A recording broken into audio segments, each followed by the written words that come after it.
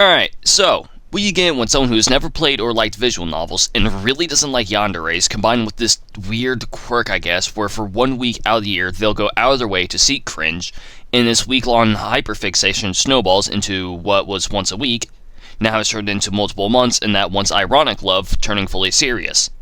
Well, you get this video. Just to get by them joining Perau, pitching a fat fucking tent, tasking of wannabe conniving make sucker, you slimy green head. Now, I don't know about you, but personally, I don't want 18 inches of clown dick giving me scoliosis.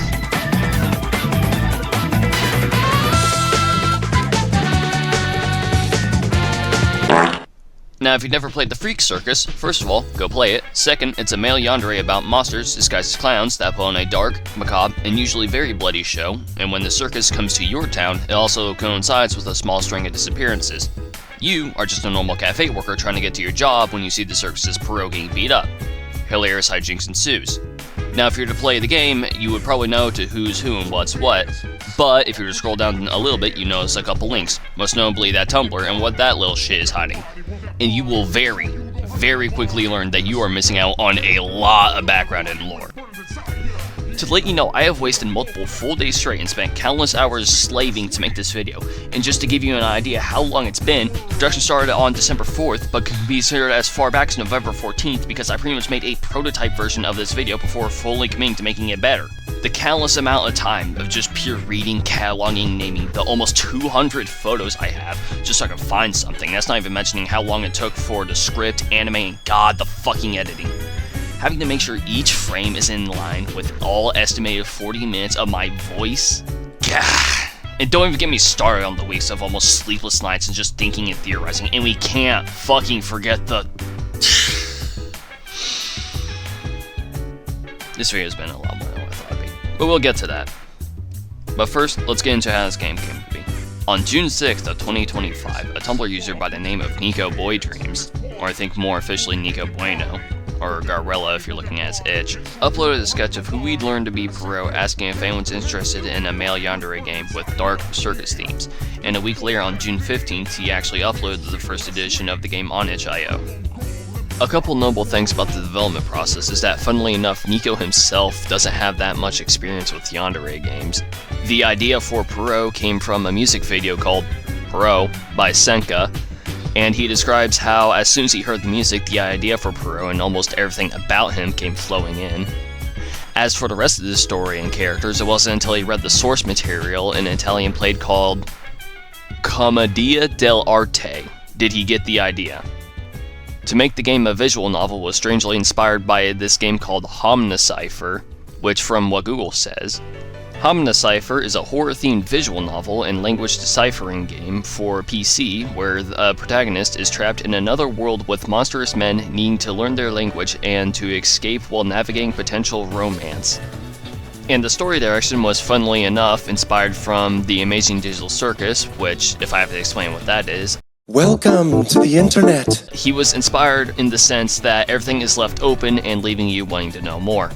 Something odd that he mentioned was the outfits were lightly inspired from Sun and Moon from FNAF, which, to be honest, I really can't see. And he got the idea for the circus from a news report of one that took place a few decades ago, which is kinda concerning. Something else that's very weird is that there's no set time period, and that... I'm gonna stop you right there. We actually do know because Doc snitched that out when answering someone who asked if he's heard about Sleep Token. To which he said yes, so that means the earliest this story could take place is 2016. And that modern tech like phones and cameras don't exist, but cars, trucks, and TVs do. So now you're probably wondering what their backstory's like. First of all, they're old as hell, and while there's no full confirmation, it's still safe to say they're hundreds of years old. And something else important to keep in mind is that Nico, along with all the freaks, are all Brazilian, so that means their native language is Portuguese, and they like to slip in their customs where they can. Now about the freaks. It sounds like they've had a fairly normal childhood with the exception of not going to school because it's, obvious why, and eventually being separated from their parents. Then they all lived separate lives for a while until they all found each other, and then a little bit later captured and put together by the circus, and then events happened. And then after that, they pretty much realized, I mean, hey, if it ain't broke, don't fix it, and just did the circus in their own way, and ever since then, they've been traveling the world entertaining the masses while killing en masse. Also, to put in the context, they've been doing this and have been together for such a long time that they have an extremely close bond and undying loyalty to one another. They are family in every aspect except blood. Now, speaking of traveling, they have an extremely detailed plan on how and when to set up. Jester and Ticket Taker will usually do some research on the place they're planning on going, usually making sure to set up in big cities, and especially to make sure to set up during holidays. If they don't know the language or culture of somewhere, they'll make sure to learn it before going there, and when they are confident and learned it enough, they'll usually book a hotel room for the first few days and do some light recon work to make sure that the place is safe enough to set up without many issues arising.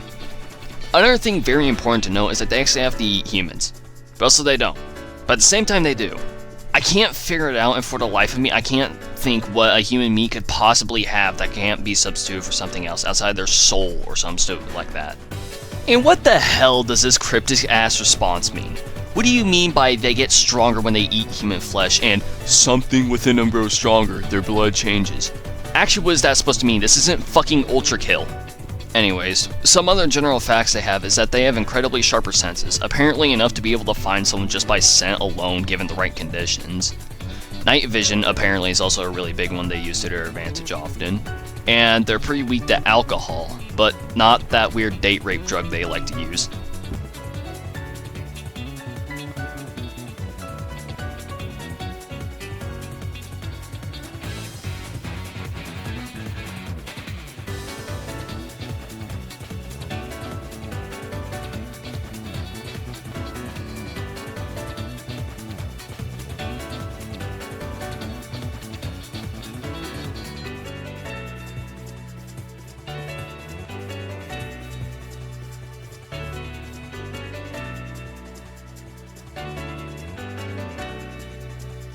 And they also need to run off a lot less sleep than any normal person.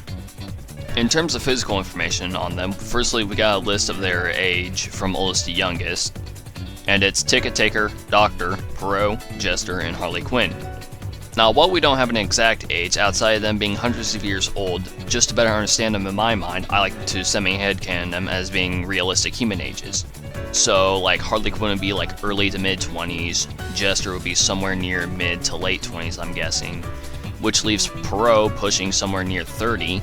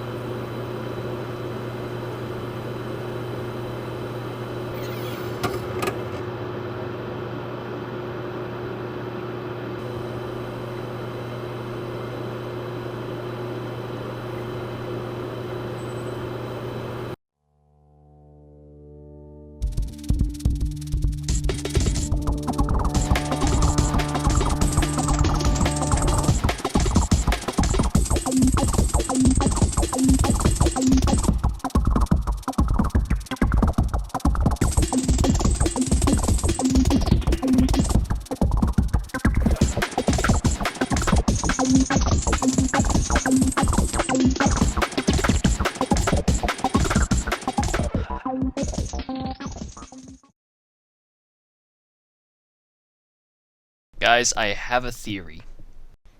Doctor could be anywhere within his mid to late 30s, and I'm imagining Ticket Taker being anywhere within his 40s and potentially even early 50s.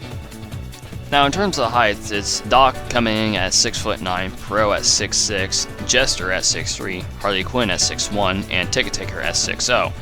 Strength-wise, it's Perau, Harley Quinn and Jester are the same, Doctor, weirdly, and Ticket Taker. Now, because the only thing that is freakier than the damn clowns is the fan base, we got some questions that need some questioning. Like this one. I don't know what compels you to sit down and ask this, and I really don't like this one. I don't know what compels you to sit down and ask this, and I really don't like or want to think about the implications on how they share the same amount of chromosomes as us, and how and what a hybrid walking around looks like. But, you know, whatever. On to the next one I get. I actually can't decide what's worse. The fact that someone asked us with a straight face, or the fact that the answer is genuinely helpful and could actually help with building an image of their personality and how they operate. Like, for instance, I didn't really think Ticket Taker to be the freaky kind. We now know who's the exact people to deal with some of the pink ticket guests. Perau makes sense, and Harley Quinn doesn't even fucking faze me. And these last two were asked so often, Nico just made a post explaining them and a few others. So, first of all, we got a list of their fucking tongue links, which goes as Perau, Jester, Harley Quinn, Ticket Taker, and then Doctor. Now, I don't know why this is important. Kinda weird that this is a frequent ask, actually, but no harm, no foul, I guess. What's this other one, you may ask?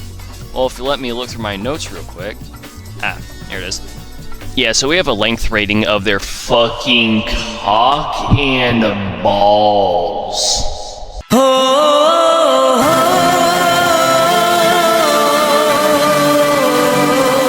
Real quick, I want to divert your attention to the part where he mentions he'll draw it after the update that is out right now, so that means at any time, if I'm trying to get more sources for my script or checking on updates down the line, I and many others will just get flashed by Perau's 12-inch barbed redwood swinging around. Also, more hauntingly about this is that if it gets released, it could play a major role into deciphering what they actually fucking look like. Anyways, we're now going to break down each character, and I'm going to go over any notable details I can find. So I'm going to go down the list from people we know least the most, and unsurprisingly, we're starting off with the person who didn't even have a design choice, let alone a name, for the first half of development. The Doctor was first mentioned on June 25th in a question about who can cook. To describe Doc's personality would probably be something along the lines of a very pragmatic thinker and the kind of drive to never give up on the chance to study and learn about how something ticks. He's described to be the most calmest of the freaks, as long as you don't set him off. Complementing this fact is that he listens to a lot of metal and hard rock, something metalheads being chill. His passive hobby when he isn't dissecting shit and studying medical things is that he has a bit of a green thumb. He's described to have a smell like incense and something metallic, maybe even blood. He'll usually spend his money buying tools, things in repair, plants, and spices. His favorite animals are birds. More specifically, big ones. Also, he can't swim, and whenever there's an aggressive guest at the circus, he's the one to escort them out. Him and Perau are the only two to not have made it to third base, can't imagine why. Probably because his dick's so big it has to be registered as a lethal weapon. His name and design was officially announced on August 15th, and what Doc will usually do in the first few days of setting up is sticking close to the hotel, maybe go out a little bit further when he's comfortable, while only being out at night. Lastly, and very interestingly, is a question that leads into way more questions. What is Doc's biggest fear? Now this sounds innocent enough, you know, like what, humans hunting him down or the suet cake running out, except nope, fuck you, it's Perau himself. Now, when I first read this, I had to sit there for a good couple minutes just thinking about how the fuck is Perau such a menace to the point where the biggest fear of what essentially is a close family member is him. So this begs the question, what the hell did Perau do? Next up we have Ticket Taker, who we have roughly the same amount of info, being next to none, and the only reason why he isn't first is because we have a lot more clear idea on what he does and what his personality is like, and, you know, a name that we didn't have to wait months to get. To describe his personality, Ticket Taker is a refined, dedicated, and very organized kind of person. His first mention was on June 23rd with this cryptic-ass post. I mean cryptic as in the fact that it has to be him, but the thing is that he's being talked about like he's someone completely different, and he looks way too fucking normal. And that, distinct lack of horn. His hobbies are making spreadsheets, lists, and schedules, and when he has some free time he'll do some reading and trying to see what he can learn for the circus. You boring motherfucker. He's described to smell like old-fashioned cologne because, thank you for the pertinent information. He isn't seen much on the streets, so he doesn't really encounter too many aggressive people, but when there is one at the gates, he's able to keep cool and successfully remove them with very little trouble. Jester and him are the two that make sure the circus remains a well-oiled machine, and if you couldn't already tell, he's the one that takes care of the taxes and other monetary problems. Speaking of which, he spends his money on upgrades and clothes when he thinks it's necessary, and he'll also help chip in for the others if they don't have enough money to pay for something. He doesn't have a favorite animal, but that doesn't make his answer any less intriguing. And I also want to reiterate the fact that he isn't a virgin, which is still really weird to think about. Oh yeah, and he can't swim. Now on to the head honcho himself, Jester. His personality is nothing short of being a true showman and a master of pleasing the crowds. His silver-tongued ass has gotten him and the circus out of trouble on quite a few occasions. As I said, he's the leader. This is because of everyone, he's probably the most dedicated to the craft and made the system they use today. That, combined with the fact he's extremely good at adapting and being able to make quick decisions, while also making sure everyone carries their load properly and checks in on them to make sure they're doing okay, makes him an irreplaceable pillar to the team.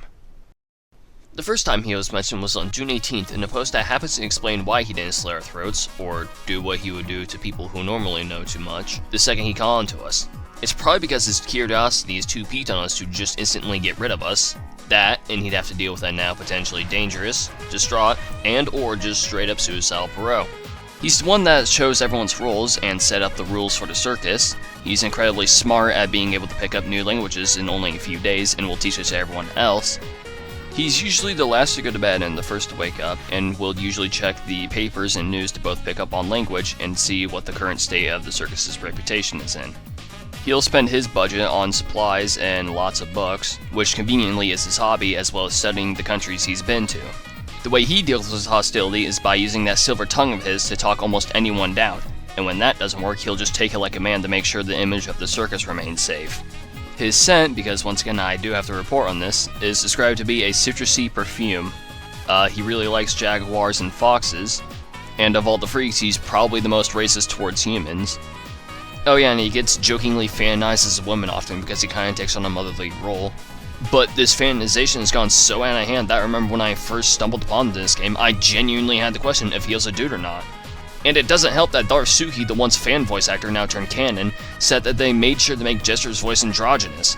And I'm willing to bet there's a few of you that genuinely thought he was a girl before this. And one last thing, and I might be misinterpreting this, in which I probably am, but he might be a rapist, and he's incredibly sadistic, which is a nice combo to think about. Moving on to the big two, going first, you know him, you might love him, if you're fucking weird like that, it's the big jelly green menace himself, Harley Quinn. Now to simply describe him in a few short words, I would probably say Casanova wannabe, conniving bitch-made cocksucker, you slimy green head, ass prick, god damn, I hope your gets licked, you curly-haired, tentacle-having, split-tongued motherfucker. Anyways, blatant prejudice aside, yes, he's the youngest of the group, and definitely the most juvenile. And as I also mentioned, he's definitely a bit of a Casanova who's very charming, and extremely manipulative. I've talked about how Jester has a silver tongue, but I could argue Harley Quinn's is better. It's just that the main difference between the two is that one knows how to use it to get out of trouble, and the other knows how to use it to get into trouble. When he's not fucking with Perau, he could usually be found wandering the streets, enjoying and studying other people's cultures and routines, which is exactly what he does during his days of preparation. And with him and Ticket Taker being the roamers, it's kinda amusing to think about the places they could bump into each other at. His first mention was just 5 days after Perau's on June 11th in this small comic talking about the contrast between the two's love language. And I feel it's very important to know that he is very good at hiding his emotions, and more importantly, his intentions. The only thing that you can know for certain when he speaks is that what he's saying is completely different from what he's thinking. Like, for instance, he isn't exactly playing a game for us, he genuinely does feel jealous for Perau. Also like Perau, he can notice changes normal people can't, like heartbeats and breathing. Unlike Perau though, he is really good at reading body language. Any little twitch, any slight changes in posture, and every little shift your eyes will do. He'll notice and he will react in whatever way brings out the biggest reaction in you. Mildly relevant to this is the fact that he loves attention, which explains a lot about him and his actions. Following in line with his Casanova trope, he often wears strong perfumes, and will always make sure to use one that's popular in the country he's in. Apparently, he really likes to see people with the pink tickets for some reason. He's actually the only one to have had a pet, and of course we don't get to know what it was, but he does like reptiles and insects. His way of dealing with aggressive people is that he'll usually dodge things and say something intimidating to the person, but still he's no stranger to getting his ass kicked and having to take it on the chin.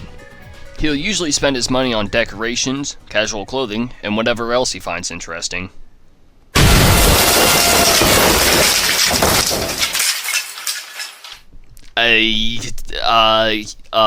He likes motorcycles. Isn't that funny? Because the Brazilian stereotype of motorcycles. Here's something. What he'll do is that somewhat often is that he'll just take out the little metal bells of his hat and to stop the annoying ringing. But you know, every now and then Jester will put him back in to keep tabs on him. Fuck, I don't think I'd ignore that anymore. Yeah, so if you know anything about this game, you'll quickly find out Harley Quinn is easily the freakiest motherfucker in the circus, and I'm going to have to comment on all of it. Right? For starters, his symbol's the heart, because he likes to quote-unquote play the conqueror by always flirting. That's what he calls it. I call that shit sexual harassment. He's definitely not a virgin. As a matter of fact, I'm pretty sure he's laid more pipe than anyone else, and because of that, I cannot confirm or deny that he may or may not have an STD. As I said, kinky-ass motherfucker who likes to bite and shit. And then, you know, the first half of day 2. But for the couple of you who are thinking, he might be a freak by Lucy and Cosbying us, all I gotta say is, fuck you, guess what? And also, there's no ulterior motive outside of making Perau pissed by sliming out his girlfriend again. Okay, I couldn't decide where to put this, because if I put this after Perau's section, you'd be missing out on some context, but if I were to put it before Harley Quinn's, it wouldn't be as relevant. So I'm just going to pause here and tell you about their rivalry. So first of all, it's pretty apparent that they hate each other, and they fight a lot, and I mean a lot. But you might be wondering how Harley Quinn's head is on a pike by now. Well, it's because it's more of a sibling rivalry than anything else, because Perau really doesn't want to kill Harley Quinn, and even if he did, it's not like he can since Jester's always nearby to make sure things don't get out of hand. Now you really might be wondering how, if that's true, why did Perau stab the shit out of Harley Quinn? Well, it's simple. As Harley Quinn and Nico stated, they are extremely durable, which means what looks like some light roughhousing to them, to us, looks like they're actually trying to murder the shit out of each other. Moving on to the main man, he's the GOAT and the source of all my current problems. You know him, he really knows you. It's the big Perau himself. If I had to explain Perau, he would probably be a deeply hurt individual driven by this intense brand of love, a very patient, methodical, devoted, and more importantly, scarred and most likely traumatized creature. Like I said before, our first look of him was on June 6th in the post asking about making the game. Then on June 8th, we got to see an actually detailed drawing of him, but it wasn't until June 11th did we get his actual name. We know that he's silent, but because of this silentness, this means that he's very observant, described to be always watching and always thinking. Apparently it's to the point that he thinks so much, he'll start to think that you could actually hear him at times. Adding on to how attentive he is, like I said before, he could actually pick up on when your breathing changes or your heartbeat quickening. Another thing about him is that apparently he's super intense, to the point where quote-unquote, he tends to blur feelings and senses. And if you're wondering, well yes, technically the main character is supposed to be a woman, that doesn't mean Perau is straight. Apparently he's actually pansexual, so no wonder why he likes cooking or something. Something else that was somewhat notable was that when he got the brood bitch, that wasn't him doing it as some personal get back to defend us or whatever. Oh no. That was supposed to be a love confession. Speaking of love, apparently he can't handle it at all if we decide to make the first move. This is just the first instance of Nico mentioning him melting, but if you look for yourself, it's a very common trend to see almost any instance of the main character showing any upfront affection, he just shuts down and goes into overload. And then there's this juicy little tidbit of info. Oh, what, you didn't learn Portuguese to read this? Yeah, didn't think so. Ugh. Oh, what, you didn't learn Portuguese to read this? Alright then, let me read it out for you. Okay, so it says, Perau has already fallen in love once, but things turned out tragic. Now his way of loving is distorted. If you'll notice, it's intense all the time, even if he has just met the player. Now, even more interesting is the fact that he actually knows his behavior isn't normal, which is something very noteworthy and caught me off guard when I read this. And it also could even provide a glimpse into what his true personality is like, because I feel like I should remind you that we really don't know that much about what Perau really is like. Also, something else that's funny is this last line, which implies that unironically, we could fix him. Up next is the fact that it's completely up to the reader to decide what the taste in our mouth is when we wake up. And Nico, I really gotta know, what the fuck do you mean by that last sentence? The next thing is, what does Perau actually look like? Now, through detailed examination and intense zoological studying, as well as state-of-the-art computerized modeling and texturing, I've been able to piece together a general image of what he could look like. Introducing my artistic rendition of what Perau looks like. Okay, but I'm sort of serious on this being on the right trail. But for real, when I did some digging, I found this user that has a somewhat similar idea to mine, but, you know, actually made it, and made it good. And of all the speculative Peraus, this one definitely seems to be the most on track. Also, I love going through someone's profile to see if they've made anything else interesting, just to get fascinated by them drawing Perau pitching a fat fucking tent with some pre-C seeping through his pants.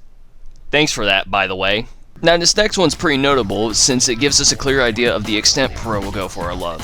It is to the point where if we told him to stop killing and eating humans, he would. Need I remind you that he needs to eat humans to live? We are quite literally telling him to kill himself, and he fucking would do it, no questions asked.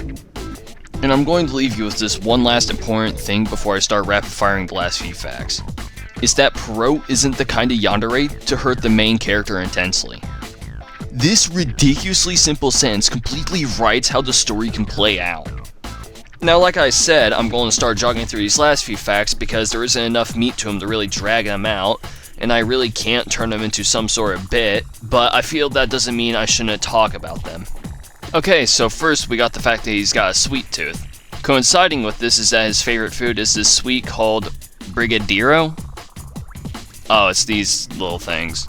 I don't know, it's been a while since I had one, so I can't really say on how good they are. Anyways, how Perau gets along with everyone else is fine, he just tends to keep to himself a lot, and then there's this post that describes how everyone treats Perau.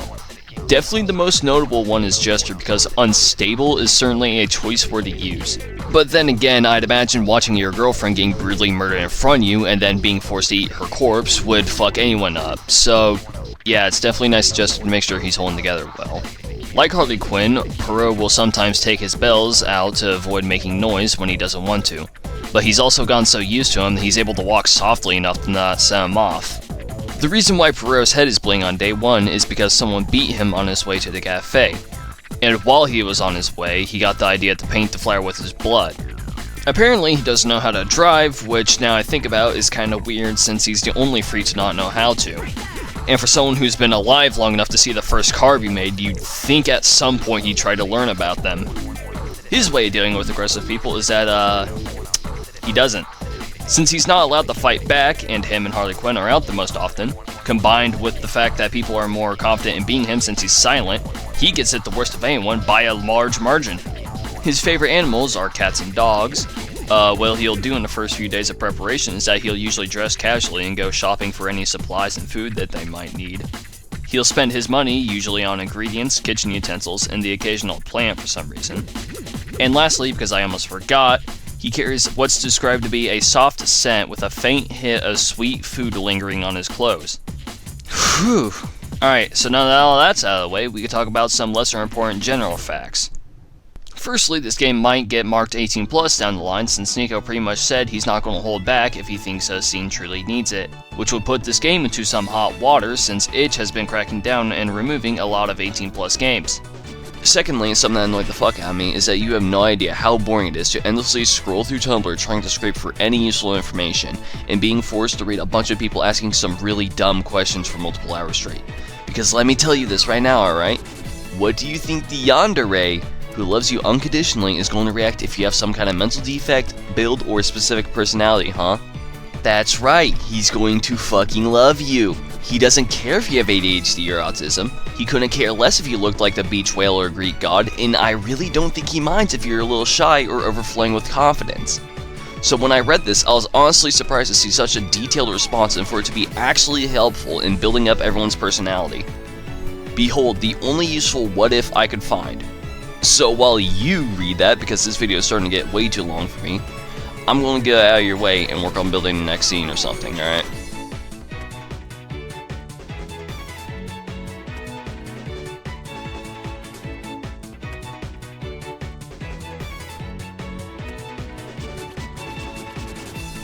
Okay, I think that should be enough time. So moving on to the third thing is that they actually have casual clothing and will sometimes go out incognito to get supplies and other things that they may need, or if they need to go out and do something without raising too much suspicion. Now the only ones that we do have is Perau and Harley Quinn's fit, with maybe ticket takers. Okay, another thing is that they are all terrified of children, but, you know, not in the literal sense, but in the way that the most dangerous thing you could stumble across in the woods is a baby grizzly. This is exactly why they make sure that the circus is an adults-only event, because children are just way too curious for them to be safe, and if one does see something, they can't just kill them, because as soon as the child goes missing, it's suddenly DEFCON 1. So they try everything they can to make sure children don't enter the circus. Apparently this concern about being close to children is so strong to the point where Perau and Harley Quinn will go out of their way to not interact with them. Perau will just freeze up to make sure he doesn't do anything, and Harley Quinn will actively try to dodge and back away from the kid to avoid any chances of him being liable. They did actually have names at one point, but they dumped them a while ago and just changed them to their job titles. So, yes, technically Perau's full name is Perau. The boss was initially going to have a route, but was scrapped because Nico couldn't write him in any good way, so Harley Quinn was created in replacement. This one's interesting because it tells us exactly why Carol went missing. It's because not only did she see something she shouldn't have, but apparently she caused some kind of trouble so that they had to get rid of her quickly and pretty messily if they forgot to remove her pink ticket. And also I'm pretty sure that's what Ticket Taker and Jester are referring to when you just spam the black tent option. And these last two are comics, which are really cool because I've always loved fan comics, and to see one that's both official and actually provides a good bit of lore is just So to start, we got this one that explains what I wouldn't say is a day-to-day life, but wouldn't also be a rare occurrence for them. So basically it opens with Doc checking over Perau after he got jumped. Again, apparently this particular time it was especially bad with them even pulling out some of his hair. Jester then walks in to check on Perau to see if he's doing okay, and after asking him that, Perau simply responds with a, "I'm fine." Then Jester remarks about how he wasn't talking about the wounds. Then in the next page, Jester discusses with Perau what to do with his hair, with him suggesting that maybe he should cut it, with Perau saying no, he likes it the way it is. Then Jester makes a compromise with him to tuck his hair into his hat, in which Perau agrees with him. After that, Jester tells Perau next time he goes out he's taking Harley Quinn with him, and Perau giving him a confused look. Then we cut to a little later where Perau and Harley Quinn are now handing out flyers, when Harley Quinn notices what happened to Perau's hair, and while he was looking at it, someone tried to throw a ball at the back of his head, to which he caught it, and then he mockingly tells Perau, "You disgust me," and then he just runs off before Perau could do anything about it. And the next one is really interesting because it shows us exactly what Perau was feeling / thinking when we decided to help him. This one's a lot shorter but a lot more juicier. It opens up with Perau not learning his lesson, or more likely he would rather just run the risk than being forced to be with Harley Quinn. Either way, while he's handing out flyers he got caught lacking and then got blindsided by someone where he starts stressing about how he needs to make sure that he doesn't do anything to raise suspicion. He also talks about how it's always the same loop of getting beat, saying, "Soon he'll get tired, maybe hit me, laugh at me, and once I bleed, he'll be satisfied." And while he's thinking about this, us, the main character, steps in. Then it cuts to a flashback when Jester was talking to Perau about how humans are pretty much what Yakub describes white people to be. Perau then goes on about this. This specific human didn't hurt him, didn't laugh at him, but saw him as an equal. And that's why Perau loves us so much. And that's why Perau loves us so much. It's this one simple act of kindness that he apparently hasn't experienced in his hundreds of years of living, which is something almost impossible to imagine, that drives him so hard to make sure that he doesn't lose us.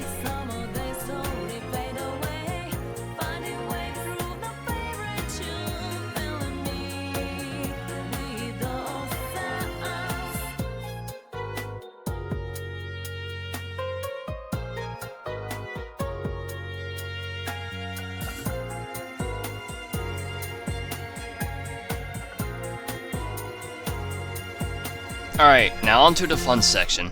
My personal theories.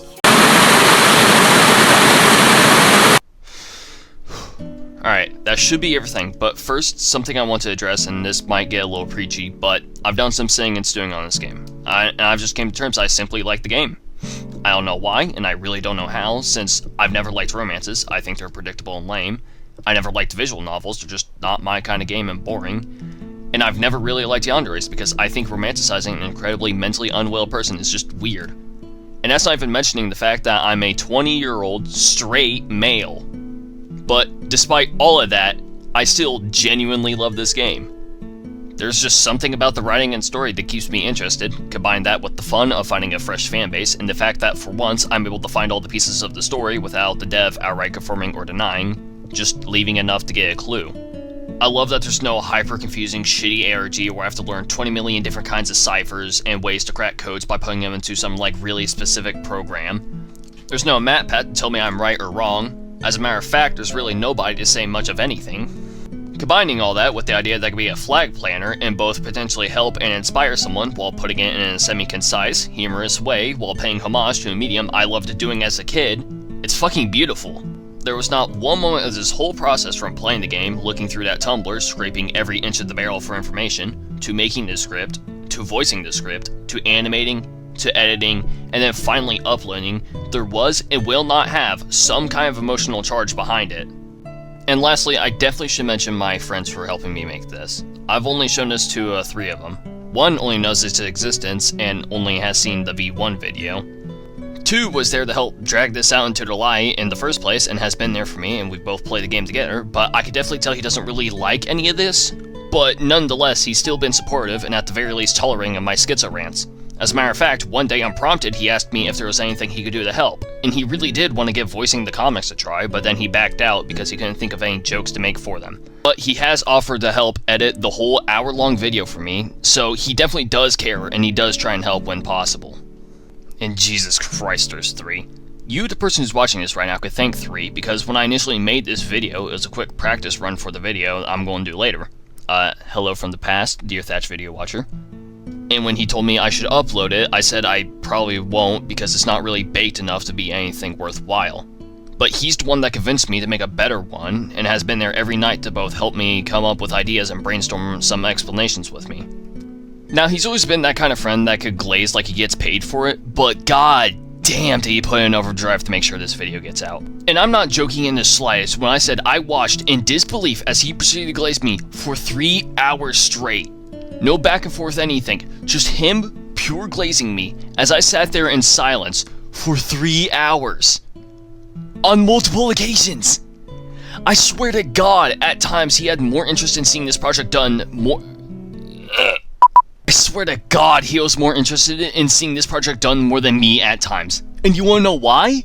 It's because this motherfucker told me just a few days ago, so around January 15th, aka fully locked into the project, he said to me, yeah, so I was low-key pushing you to see how far you'd go with this. You know, put a little bit of gasoline on the fire. So, in short, fuck you, but also thank you 3 for help pushing me to get this out. 2, I'm definitely not going to leave you out since you're the only reason why I decided to show this, and my fascination probably would have died alone after the week ended. I mentioned how 3 is the only reason why this video exists, but only thanks to 2, anything exists at all. And 1, we're going to play the game. This is a non-negotiable offer.